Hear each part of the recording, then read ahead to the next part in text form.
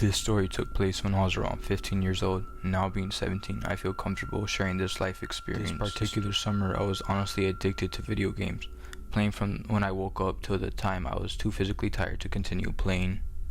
I also want to state that my phone didn't have service at the time, so I couldn't really communicate with anyone without Wi-Fi.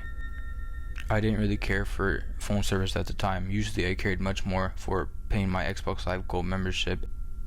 Anyways, I played all day without anything unusual happening until when my mother texted me through Facebook around 7 p.m. telling me that she's going to be spending the night with my siblings at my grandmother's house. At first she told me she was going to tell my father to pick me up so I could go stay at his house for the night, but I begged her to let me stay home.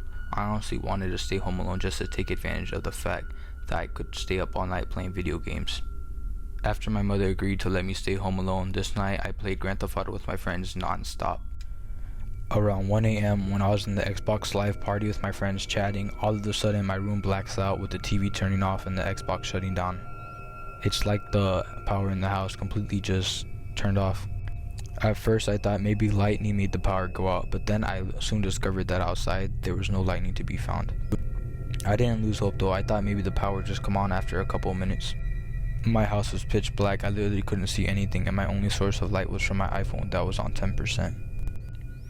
I still didn't go outside, still having hope that the power would turn back on eventually.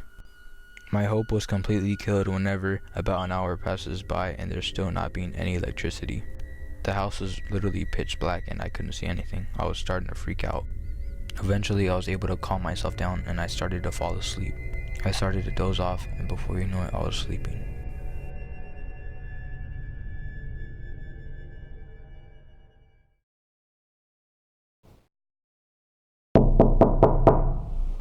All of a sudden, I hear knocking coming from the front door. My room is the farthest from the front door, but my house isn't big to begin with, so it was pretty easy to hear these knocks. At first, I thought these knocks came from my mom, but I soon realized that she has a key, so she wouldn't even knock in the first place. I decided to ignore the knocks, and before you know it, it went dreadfully silent.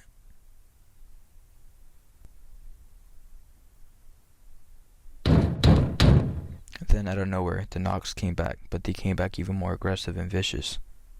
At first I thought maybe it was the police, but why would the police not talk? I thought if it was someone that needed help, wouldn't they be asking for help or something, not just knocking on the door without saying anything? I started to grow curious and decided to walk out my room and go to the front door and ask who it was.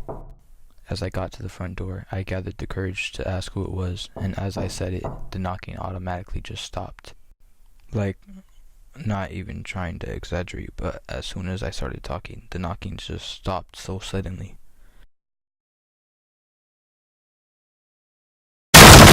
A huge bang comes from my front door. It sounded like if whoever did it put their full body weight against the door and if they were trying to break in. I kind of sat there in shock. I didn't know what to do. I tried to gather the courage to say who was it again, but I just sat there in silence. I honestly didn't know what to do. I thought someone was messing with me in all honesty. About 10 minutes passed by and nothing happened.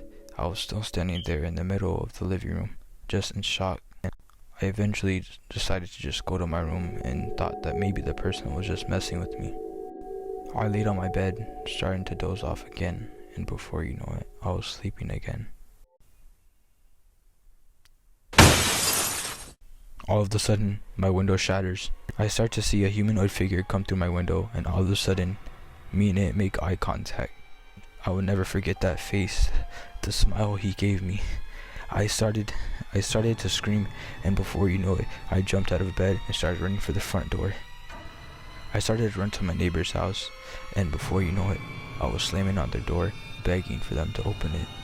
I looked behind me, and no one followed me. When my neighbors opened the door, they looked at me in fright, like if my face alone scared them. I had my neighbors call the police, and when the police came, they asked me what happened, and I told them exactly what happened. I told them that I seen something come through my window, and I told them that I don't think it was human.